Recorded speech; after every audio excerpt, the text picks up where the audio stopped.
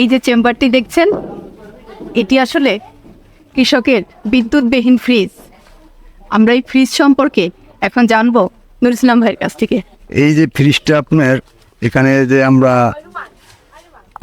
এই শাক সবজি আপনার 4-5 দিন থাকে, আপনার বেশি থাকে হলো আপনার ধুন্দুল, করলা, শসা, জালি, উড়ি আপনার 1 সপ্তাহ 15 দিন তৈরি থাকে।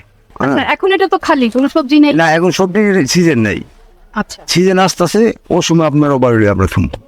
15 দিন পর্যন্ত সবজি এর মধ্যে থাকবে, একদম ঠিক। একবারে কোনো আপনার বড় কিছু হবে না, গুণগত মানও ঠিক থাকবে। মানও ঠিক থাকবে। আচ্ছা, এতে আপনাদের কি লাভ হচ্ছে? এর লাভ পেয়ে আপনার যে সময় আপনার মনে করেন সবাইতে দেখা যাচ্ছে আপনার ওভার হয়ে গেছে, মাল বেশি আর বিক্রি করতে পারতাছি না।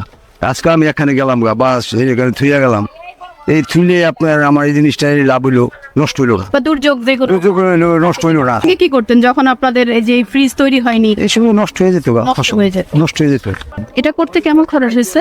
15,000 টাকা খরচ গেছে এই চাল মাল সুদ্ধা। যদি 5 জনে মিলে আপনার করে তবে আরো বড় করে করতে পারে।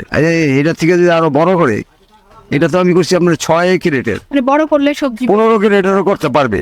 পারলে আপনার মনে করেন যদি 2-3 জন মিলা করে তারা লাভবান হবে।